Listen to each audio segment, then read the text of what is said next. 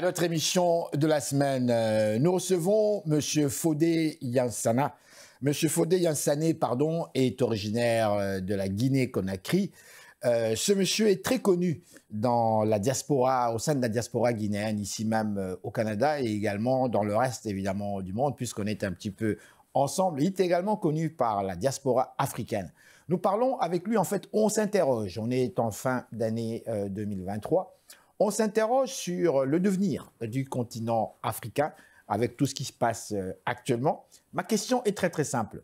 Où va le continent africain en cette fin d'année 2023? Donc on reçoit à l'émission Fodé Yansana, qui lui-même aussi, semblerait-il que monsieur aussi pense à se présenter éventuellement comme président de son pays.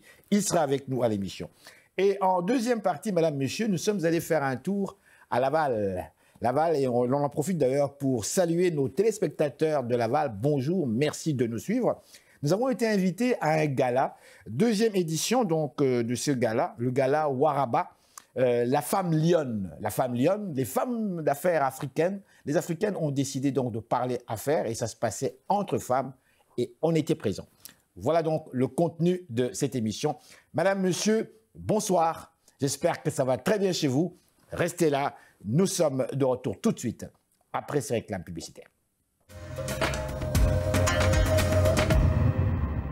Et nous voilà de retour, madame, messieurs, à notre magazine de télévision. J'espère que vous êtes de bonne humeur, j'espère que ça va très bien chez vous. Si vous nous suivez à partir de YouTube, je vous dis bonjour, je vous dis aussi merci de suivre cette émission qui met l'accent, je vous le rappelle, sur les réalités africaines ici même à Montréal. Nous parlons de tous les thèmes et on met surtout l'accent sur les cultures.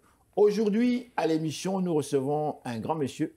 On va le laisser se présenter. Ce n'est pas la première fois qu'il vient à l'émission. Il est africain. Il est originaire de la Guinée. Bonjour, comment ça va? Bonjour mon frère, ça va très bien, ça va très bien. Vous êtes monsieur? Je suis Fodé Yansane, comme vous l'avez dit, guinéen d'origine, qui vit présentement au Canada. Et je suis politique aussi en Guinée. Président du parti pour le renforcement de la démocratie en Guinée.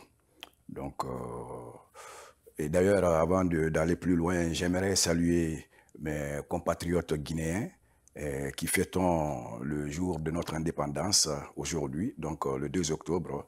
Ça fait 65 ans que la Guinée est indépendante. Donc, je dis bonjour à tous les Guinéens et à toutes les Guinéennes, partout où ils se trouvent, où elles se trouvent à travers le monde. Ben, merci. On doit donc le souligner, effectivement, c'est donc la journée donc de l'indépendance de la Guinée-Conakry. Oui.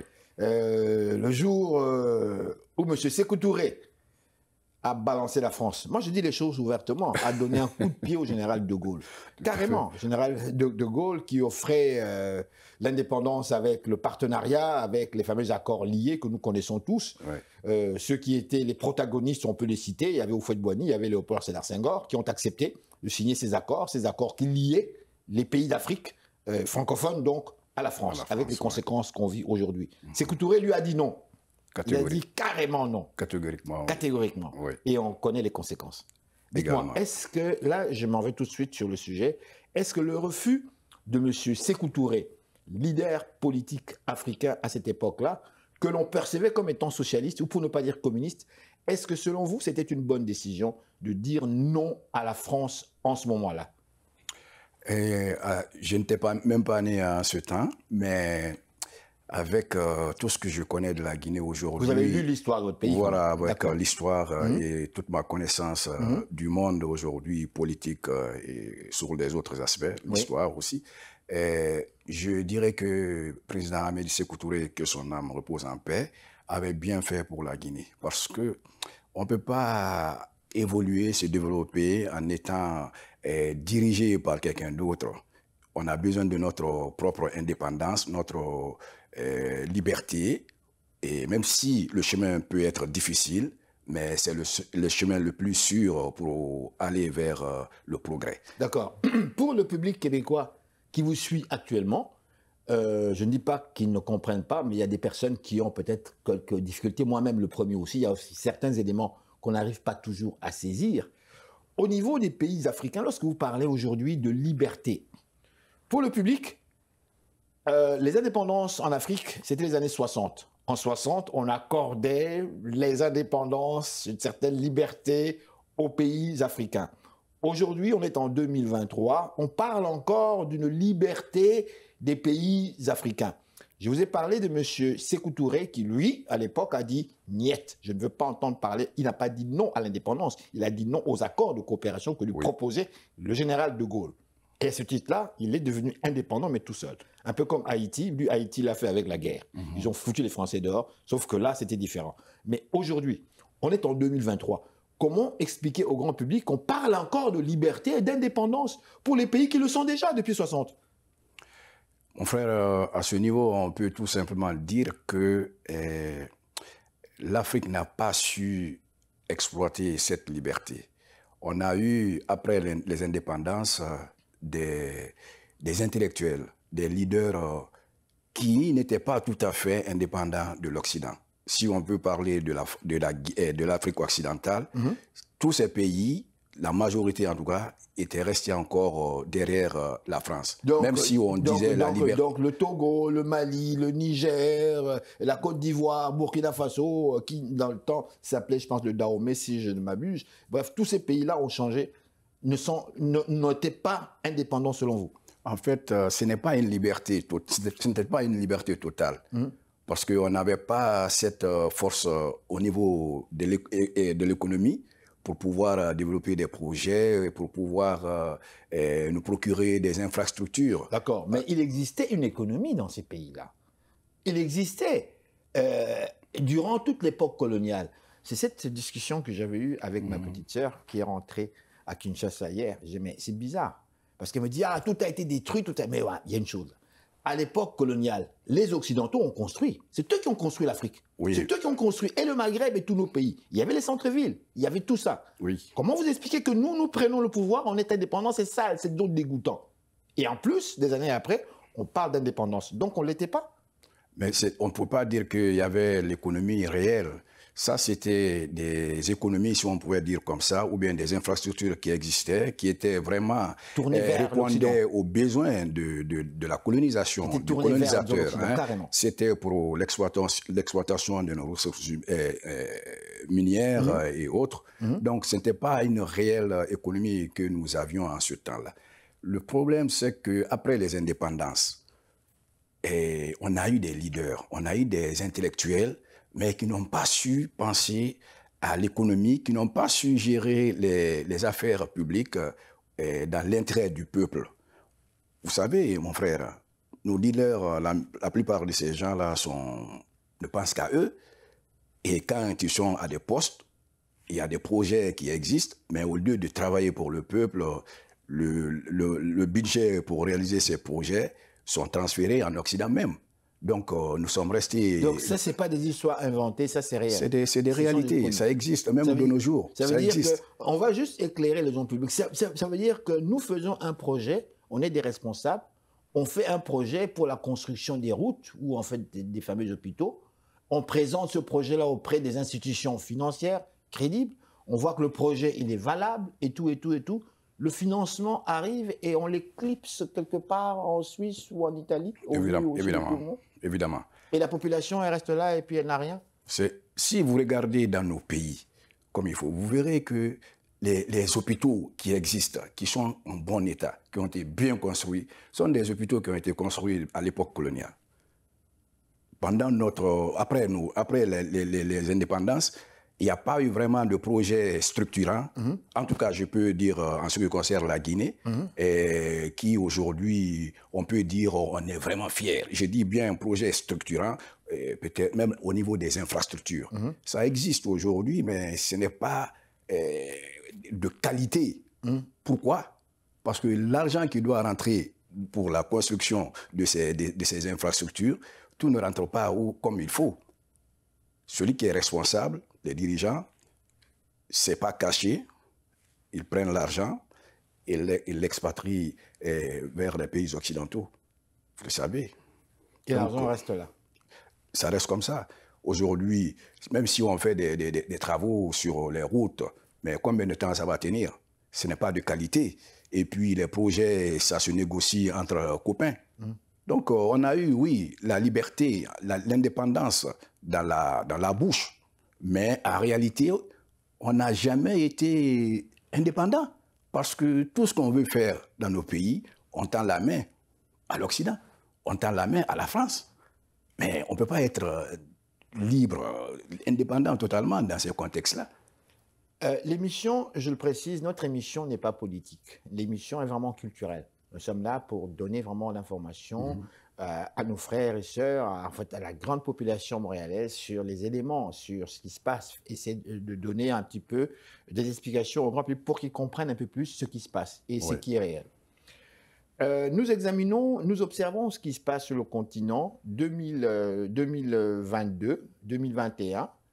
Nombreux constatent qu'il y a une espèce de réveil qui est en train de se faire. Moi, j'appelle ça l'éveil quelque part. On a cette impression, on se sent un petit peu dans les années 60, un petit peu là, où les peuples africains se réveillaient, ou plutôt une élite intellectuelle qui se réveillait à leur manière. Aujourd'hui, on a plutôt remarqué des leaders politiques et jeunes, que moi j'appelle des jeunes loups, qui ont un discours qui me ressemble un petit peu, parce que je me rappelle avoir écrit ça sur Facebook. Dans une relation personnelle humaine, nous parlons aussi de respect mutuel entre deux personnes. On est des amis, on se respecte. On fait les affaires après. Et c'est ce discours-là que nous entendons aujourd'hui. Les leaders africains demandent à être respectés, demandent à ce que leur peuple soit respecté avant qu'on fasse des affaires ensemble. On veut parler pratiquement d'égal à égal parce qu'on veut réaliser des projets, semblerait-il, sur le continent africain. Qu'est-ce que vous dites de ça, vous? C'est un très bon élan. Mais il faudrait que cet élan soit réaliste aussi. On ne peut pas essayer de casser tout alors qu'on n'a pas les reins solides. Aujourd'hui, on parle beaucoup de panafricanisme. Il y a beaucoup de jeunes, comme ceux que nous avons aujourd'hui devant nous, les politiciens qui sont là. Et tout le monde traîne des discours de fierté. Mais en réalité, il faut se poser des questions. Est-ce qu'on a des reins solides pour tenir seul? Ok, parlons franchement. Quand vous parlez de reins solides, on va disséquer ce mot-là. Moi, j'aime parler ouvertement. L'émission s'appelle « Ça va causer ». Ça veut dire quoi, ça, les reins solides? Ça veut dire quoi, selon vous? Ça veut dire, d'abord, est-ce qu'on est prêt à aimer son peuple d'abord, avant tout? Parce que moi, je trouve que le problème des dirigeants africains, c'est ce manque d'amour pour le peuple. Vous savez, quand vous aimez quelqu'un, vous êtes prêt à sacrifier votre vie pour la personne. Quand le président français, peu importe ce qu'on peut dire sur lui, va pour l'intérêt de son pays, dans nos pays là-bas, il a le droit de le faire. Parce qu'il tient au bien-être de son peuple. Mais c'est pas ça, il a été élu pour ça. Voilà. Il a été élu, il fait son travail, c'est normal. Exactement. Est-ce que nous, on fait notre travail? C'est à ce niveau qu'on doit se poser la question. Oui. Est-ce qu'aujourd'hui, en se tapant la poitrine, est-ce qu'on pourra se regarder en face, dire que c'est la corruption, le manque de rigueur et autres mots comme ça qui nous ont mis en retard, qui nous empêchent d'évoluer? Est-ce qu'on est prêt à faire abstraction à ces mauvaises conduites? Il faut se poser cette question. Il ne s'agit pas de parler. L'Afrique a des ressources. L'Afrique a des ressources au niveau humain aussi. Aujourd'hui, il y a combien d'Africains qui ont étudié dans des grandes universités avec ces leaders politiques occidentaux? Il y en a combien? Des milliers. Donc, on n'a pas de problème à ce niveau. Le problème, c'est au niveau de la conscience. Est-ce qu'on veut réellement évoluer? Est-ce qu'on veut réellement développer nos pays? Il faut être franc, honnête, pour répondre à ces questions. Justement, pouvez-vous répondre à cette question? Bon, je ne veux pas être pessimiste. Nous avons la nouvelle génération. Objectivement parlant. Tout est possible. Oui. Je suis un homme de nature optimiste. Je fais partie aussi de cette nouvelle génération qui veut que les choses bougent, que les choses changent. Je suis convaincu, particulièrement pour le cas de la Guinée, c'est mon pays, et que les choses vont changer un jour. D'accord? Parce que la nouvelle génération qui est là a vécu en Occident. Et aujourd'hui, nous avons toutes ces nouvelles technologies, les réseaux sociaux, qui ne laissent personne indifférent. Le jeune Guinéen qui est là-bas, qui voit qu'ici, au Canada, il y a des choses qui sont possibles et qui peuvent être possibles chez lui aussi, s'il voit que ceux qui sont là ne veulent pas aller dans leur intérêt, c'est sûr qu'ils vont se révolter. On l'a vu. Si vous voulez bien, on va s'arrêter quelques minutes. On aime ça parler, nous, les Africains. On va s'arrêter quelques minutes. On va à la pause. On revient tout de suite. Madame, monsieur, restez là. Nous sommes de retour tout de suite après ces réclames publicitaires. Et nous voilà, madame, monsieur, de retour à notre magazine de télévision. Je vous dis encore une fois bonjour ou bonsoir. Nous parlons ici des pays africains, nous parlons aussi des changements, des chambardements qu'on vit actuellement sur le continent africain. Donc, si vous êtes sur le continent, on vous dit bonjour. Je reviens à notre sujet. L'une des interrogations, en fait, qui me chatouille énormément quand on observe un petit peu, en fait, l'échiquier politique du continent. Comme je disais, on a assisté à l'émergence de ces jeunes loups. On a vu des pays tels que le Niger, on a vu des pays tels que le Mali, on a vu des pays, je dirais même la Guinée aussi. Et là, on a vu le Gabon. Et on soupçonne d'autres pays. Vous, ça vous fait quoi lorsque vous voyez tout ça? Parce que vous voyez, même, je précise ici, une famille comme la famille Bongo, Ali Bongo, qui se présente dans une vidéo et qui dit « Bougez, bougez, bougez, on m'a enfermé dans mon palais ». Imaginez-vous, impensable, un président africain qui est enfermé dans son palais. Vous, dans tout ça, quel est votre commentaire? Je dirais content, mais en même temps triste que les choses se passent ainsi. Triste parce que, comme vous venez de le dire, quelqu'un qui a été président de la République pendant des années, toute la famille, tout ça, là, qu'il finisse comme ça. Et c'est arrivé à d'autres présidents. C'est-à-dire qu'ils ne veulent pas comprendre qu'il faut partir quand c'est le moment.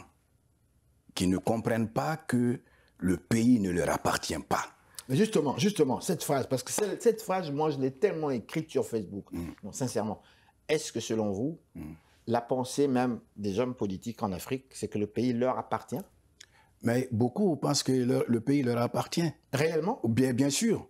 Mais on peut voir ça dans leur comportement. On peut voir ça. Ils s'emparent de tout, même les ressources. Vous voyez, vous pouvez voir en Afrique les dirigeants qui prennent l'argent du peuple pour leur intérêt en déclarant que c'est eux qui financent tel projet. Ou bien, ils disposent des ressources de l'État, du peuple, comme bon leur semble, parce qu'il n'y a aucun contrôle. Mais comment est-ce que vous pouvez expliquer ça à notre public? Il y a de nombreux Québécois ici, des gestionnaires et autres, qui nous suivent et en fait qui se disent, mais comment ça, il n'y a pas de contrôle? Comment est-ce qu'on peut créer un système sans contrôle? Pourtant, quand on sait fort bien que les administrations publiques africaines ont été héritées de l'Occident. C'est l'Occident qui a créé ces administrations sur place, là. Eux sont partis. Nous, on prend ça, on fait ça à notre façon, c'est ça? Mais ce n'est pas parce que les gens ne sont pas au courant. Il y a des gens qui sont compétents. Les gens, ils savent exactement c'est quoi l'administration.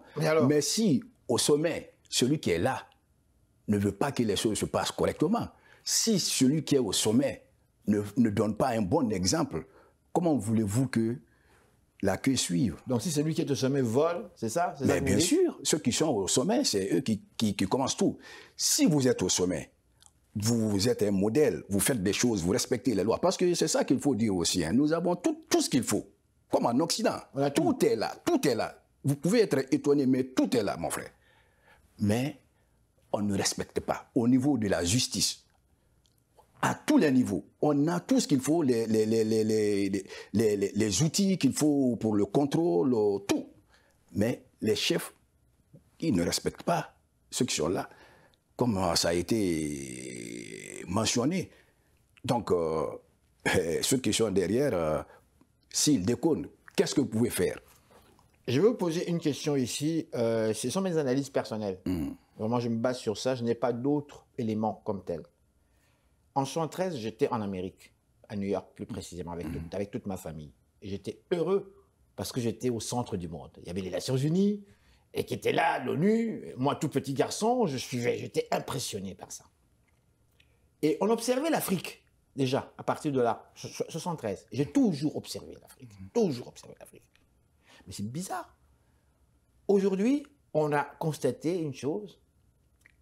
Il y avait une situation qui se détériorait tranquillement, graduellement, des pays en pays, depuis 73. 74, 75, on sentait une détérioration graduelle, graduelle. On arrive dans les années 90. On parle d'un phénomène dont on ne parlait jamais. On parle de la diaspora, des diasporas. On n'en parlait pas avant. Diaspora africaine, en France, en Belgique, en Grande-Bretagne. C'était pas encore le Canada, là. Non.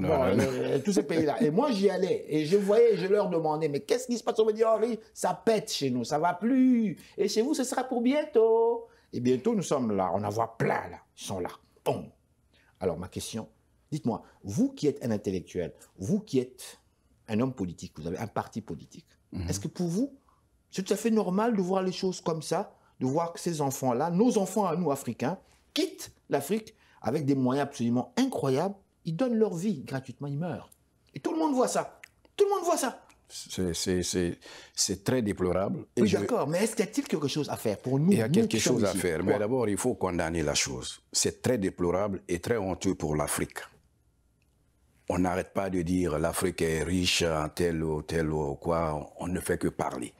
C'est parce qu'il y a manque de volonté politique. Mon frère, on revient au même cas, comme ce que je viens de vous mentionner là. L'Afrique a tout, c'est vrai, mais les dirigeants ne veulent rien faire pour le peuple. Ils ne pensent qu'à eux-mêmes. Ils ont des comptes qui sont un peu partout ici en Occident. C'est ça. Tranquillement. On peut faire quelque chose. Il y a des possibilités pour créer des emplois pour des jeunes. Mais pour moi, en ce qui concerne le cas de la Guinée, je l'ai toujours dit et j'ai été combattu par un certain groupe, il nous faut le renouvellement de la classe politique. Ça, c'est l'une des solutions. Parce qu'on ne peut pas cogner sur la tête de ces vieux pour dire qu'ils vont changer les choses. Non, jamais. Il faut une nouvelle génération consciente pour espérer à ce que la situation change. On ne peut pas compter sur ces anciens politiciens. Ça fait 30 ans, ils sont là, rien n'a bougé. Pourtant, ils savent tous c'est quoi le problème, mais pourquoi ça ne change pas?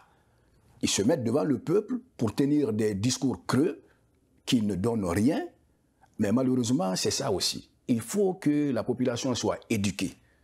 Mais ces dirigeants, c'est une chose qu'il faut savoir.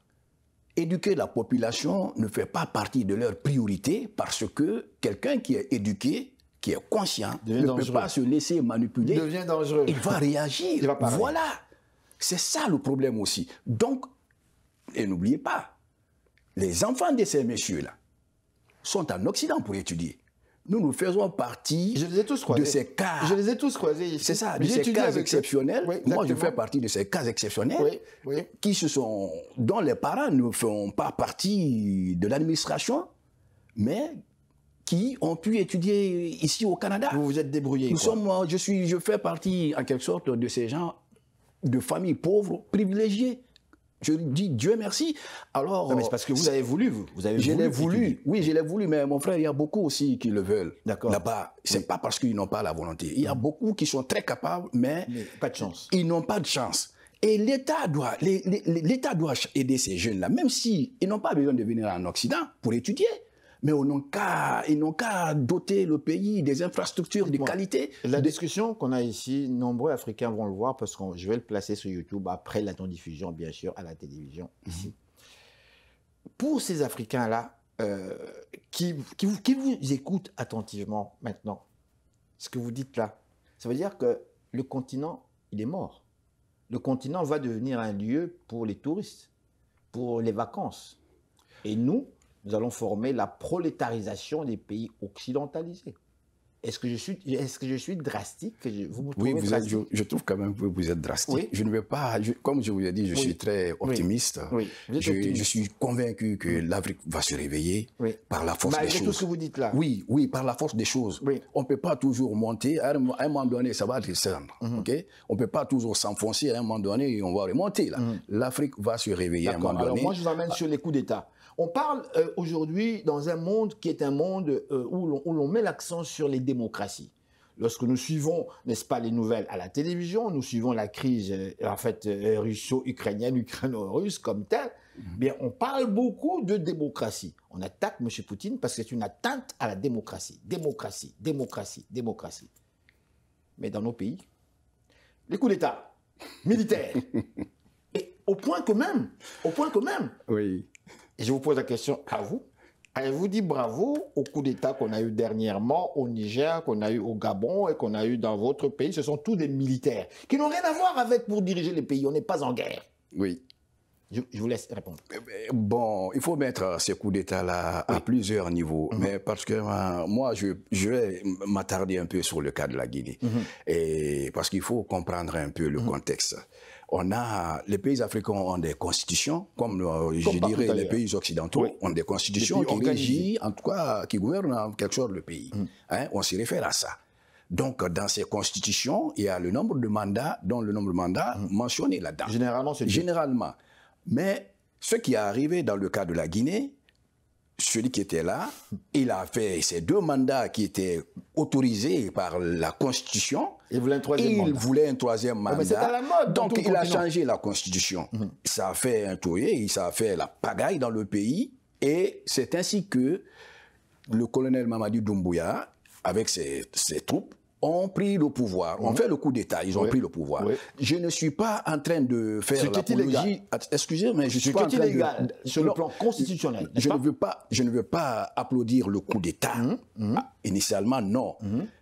Je suis un homme qui est pour la démocratie. Donc, je me sens tout simplement obligé d'applaudir ce cas. Alors justement, est-ce qu'on ne rêve pas un peu quand on parle de démocratie en Afrique? Est-ce qu'on ne rêve pas de manière illusoire? On ne rêve pas. On ne rêve pas. Peut-être ce qu'il faudrait faire, c'est de l'adapter à notre réalité. Est-ce que vous voyez? Le Canada que nous voyons aujourd'hui n'est pas rendu à ce niveau comme ça. Hein? Je veux dire au niveau des mentalités. Mais si vous prenez même le taux d'alphabétisation dans ces pays occidentaux et nos pays, c'est pas comparable. Les gens qui n'ont aucune notion, qui ne comprennent rien de ce qu'on appelle même la démocratie, il serait très difficile que la démocratie évolue à la vitesse voulue par certains. Est-ce que vous voyez? Donc, ça nous prend de la patience. On ne peut pas faire de la démocratie sans tenir compte de ces réalités aussi. Il faut se poser ces questions. Là où cette démocratie vient, est-ce que cette démocratie avait tenu compte des particularités de cette place? Si tel est le cas, l'Afrique étant dans la démocratie, l'Afrique étant une partie qui aujourd'hui nécessite qu'il y ait la démocratie pour pouvoir évoluer, doit aussi faire cette, je dirais, interrogation. Est-ce que la démocratie que nous avons telle qu'elle est adaptée à notre réalité? Je vais vous donner peut-être un autre cas qui pourrait nous aider à comprendre un peu. Moi, je suis urbaniste. Je suis urbaniste. De formation. Voilà, de formation. Mais je ne peux pas prendre tout ce qui se fait ici en matière d'urbanisme pour dire que je l'appliquerai en Guinée totalement comme ça. Il faut que je tienne compte de certaines choses. Même, je peux dire, même sur le plan culturel, cette démocratie, cet urbanisme que j'ai étudié en Occident, je dois l'adapter à la réalité même culturelle de mon pays, la Guinée, si je dois l'appliquer là-bas. Donc, est-ce que cela n'est pas possible d'être appliqué à la démocratie? Il faut avoir le courage de se poser ces questions. Il ne faut pas rester au même point pour répéter la même chose. Il faut qu'on ose. Est-ce que la démocratie aussi peut être renouvelée? C'est des questions qu'il faut se poser. Il y a des gens qui vont vous dire, monsieur, mais la démocratie, c'est un processus, ça évolue depuis sa création, depuis même la création du parlementarisme, pas carrément les gens britanniques. Ça évolue et bon, nous avec l'Afrique aussi, ça évolue. Mais là, on termine notre interview malheureusement. Il y a certains pays quand même qui l'ont appliqué en Afrique et dont on ne parle jamais. Et où les changements politiques se font naturellement, il n'y a pas de crise, il n'y a pas de mort comme tel. Pourquoi est-ce que dans la grande majorité, ça peut poser un problème? Ça, c'est une question. L'autre question, comment se fait-il que la France, qui, elle, n'est-ce pas, s'intéresse beaucoup, parle beaucoup de carrément démocratie, constitue quelque part parmi les premiers pays qui s'organisent pour bloquer par derrière ces démocraties en appuyant certains dictateurs? Là aussi, pire que ça, en créant des organisations telles que la francophonie, composée de quelques dictateurs. Et comme ça. Et nous, on le voit, on ne dit rien, on regarde et on nous parle de francophonie. Bref, je m'arrête là. Je vais vous laisser commenter. Voilà, donc pour le dernier point, en ce qui concerne la France, il ne faut pas trop accuser la France. La France joue selon ses intérêts. Moi, je n'ai rien contre la France à ce niveau-là. Mais on n'accuse pas la France, on dit les choses. Oui, s'il y a des gens qui n'ont pas la tête, c'est nous de notre côté là-bas. Mais les donc, autorités... selon vous, vous mettez la faute vraiment aux Africains, carrément. Mon frère, on ne peut pas dire autrement. Macron que vous voyez là, Macron a étudié avec des Africains, bien sûr. Sûrement quelque part. Oui. Hein? François Mitterrand et autres là, c'est des gens qui ont étudié avec certains dirigeants africains. Donc je crois qu'ils ont les mêmes capacités de comprendre la vie. Alors pourquoi eux, ils peuvent se laisser traîner comme ça là? Peut-être c'est en complicité aussi parce qu'ils ont leur intérêt. En donnant à la France l'intérêt, eux, personnellement, ces dirigeants africains, ils ont leur intérêt. Donc, ça, c'est bon, ça, pour eux. Mais c'est quelque chose qui va changer, qu'ils le veuillent ou pas, avec la nouvelle génération. Ça, c'est indiscutable. Bon, allez-y. Concernant le premier point, c'est que, bon, oui, il y a dans certains pays africains, ça marche, on a la paix, on peut insister ici, le Sénégal, qui a presque la culture démocratique comme on la connaît aujourd'hui. Mais c'est la majorité là où il y a le problème. Alors, étant donné que c'est au niveau de la majorité qu'il y a le problème, je pense que c'est à ce niveau qu'on doit s'attarder pour mener une réflexion en ce qui concerne sur la possibilité de renouveler et d'adapter la démocratie à nos réalités. Je dois vous dire merci. Vous avez mentionné le Sénégal. Je n'entrerai pas dans cette discussion parce que le temps s'écoule. Oui. Mais le Sénégal, on se pose la question s'il n'y aura pas une crise politique plus prononcée. Mais enfin,